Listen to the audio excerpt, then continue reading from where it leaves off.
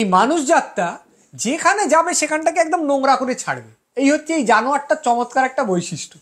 কোভিডের সময় মনে আছে লকডাউন যখন হলো, বোধহয় 4-5 দিন যেতে যেতেই লোকে বলছে বাবা আকাশ এত নীল হয়, নদী এত স্বচ্ছ হয়।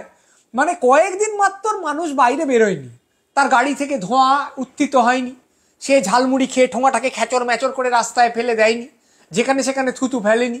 তাতেই পৃথিবী অনেকটা পরিচ্ছন্ন হয়ে উঠছে। এভারেস্ট কটা লোক সেখানে যায়, সেইখানে নাকি এত জঞ্জাল পড়ে আছে যে তা পরিষ্কার করার অন্য প্রকল্প গ্রহণ করতে হয়েছে। এই একদিন না দুদিন আগে ওখানকার একটা সংস্থা একটা অনুশাসন জারি করেছে যে এভারেস্টে যারা যাবে তারা যখন মলত্যাগ করবে তা যেন একটা নির্দিষ্ট ব্যাগে, সেটা এই কারণের জন্যই তৈরি করা হয়েছে বিশেষ ব্যাগ, সেইখানে মলত্যাগ করে সেই ব্যাগটা নিয়ে বেস ক্যাম্পে চলে আসে। তা নইলে এভারেস্টে যাওয়ার পথে বাবা এইখানে যাচ্ছি এসব ভাবার সঙ্গে সঙ্গে লোকে তাকিয়ে দেখছে ইতিউতি মানুষের মল পড়ে আছে। এটা তো বললো পৃথিবীর কথা। চাঁদ যেখানে এমনিতেই অনেকটা জঞ্জাল পড়ে আছে, বলা হয় যে 1969 থেকে 71-এর মধ্যে যে চন্দ্রাভিযান হয়েছে তাতে অনেক মহাকাশচারী অনেক ময়লা সেখানে ফেলে এসছেন। 96টা নাকি ব্যাগ আছে যাতে মানুষের বর্জ্য পদার্থ সেসব চাঁদে পড়ে আছে। আরও কেউ গল্ফ বল ফেলে এসছেন, কেউ হেন ফেলে এসছেন তেন ফেলে এসছেন। চন্দ্রাভিযানের জন্য যে যানগুলো গেছে সেগুলো কেউ ভেঙে টেঙে পড়েছে, সেগুলো তো ওখানে পড়ে আছেই। তারপর আবার এই আগামী কয়েক বছরের মধ্যে চাঁদে বেশ কিছু অভিযানের কথা হয়ে আছে। সেই অভিযান শুধু রাষ্ট্রগুলো করবে তা নয়, করবে অনেকগুলো প্রাইভেট কোম্পানি, অমুক সংস্থা চাঁদে অমুক যান পাঠাবে। এবার তাদের মধ্যে একটি অভিযান ব্যর্থ হয়েছে, কিন্তু সেইখানে রকেট চড়ে নাকি যাচ্ছিল অনেকগুলো নরম পানীয়ের ক্যান না বোতল আর মানুষের মৃতদেহ পোড়া অনেকটা ছাই। কেন যে সেগুলো যাচ্ছিল কেউ জানে না, হয়তো কেউ বলেছিল যে একটু আমি পয়সা দিচ্ছি, আমি মরে যাওয়ার পর ছাইটা চাঁদে ছড়িয়ে দিও বা এরকম কিছু।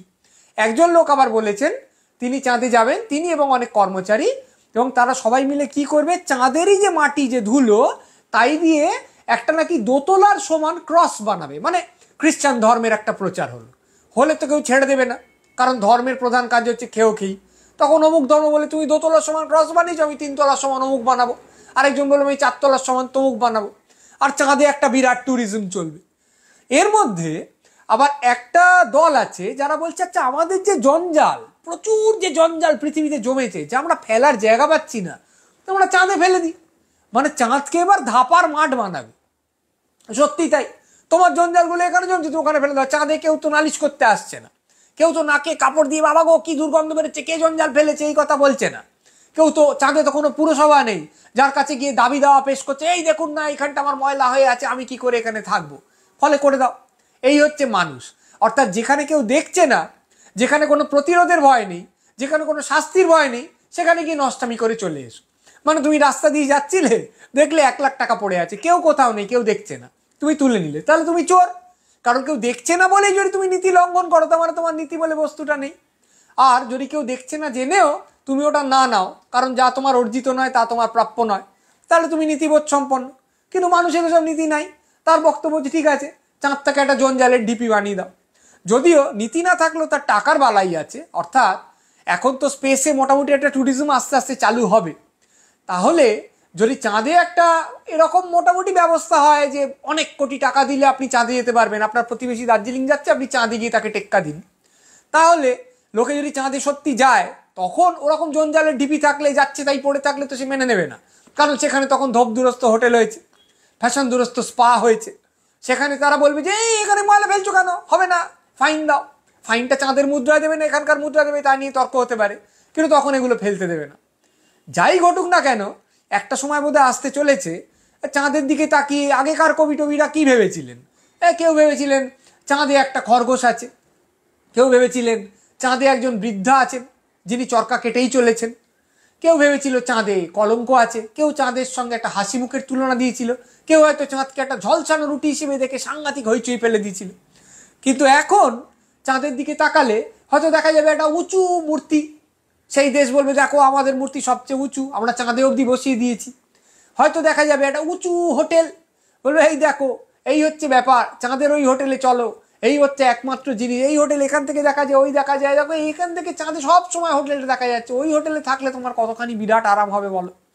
অথবা এসব কিছুই নয়, হয়তো একটা বিরাট যন্ত্র চাঁদে সারাক্ষণ প্রজেক্ট করবে কতগুলো কোম্পানির লোগো, সেখানে হয়তো বিজ্ঞাপন চলবে। আপনি চাঁদের দিকে তাকিয়ে দেখলেন যে 5 সেকেন্ড অমুক বিজ্ঞাপন চললো, সাউন্ড হয়তো থাকবে না কিন্তু আলো দিয়ে আর লোগো দিয়ে সব হবে।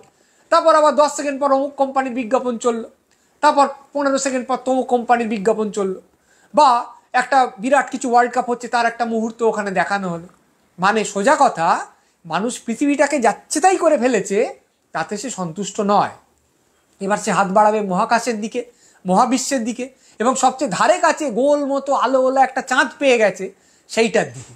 সেইখানে সে যাবে, তাকে পা দিয়ে মারাবে, সেখানে হোটেল করবে, জঞ্জাল ফেলবে, যাচ্ছে তাই কাণ্ড করবে, বিজ্ঞাপন দেবে, এবং সবটা মিলিয়ে মানুষের সভ্যতার যতগুলো অসভ্যতা সেইগুলো চাঁদে প্রক্ষেপণ করে সে তারপরে স্বস্তির নিঃশ্বাস, তাও সে ফেলবে না, কারণ সে তারপরে যাবে বৃহস্পতি, তারপর যাবে শনি, সেসব আমরা জানি না। কিন্তু আপাতত মনে হয় চাঁদটাও ঝঞ্ঝাটে পড়লো।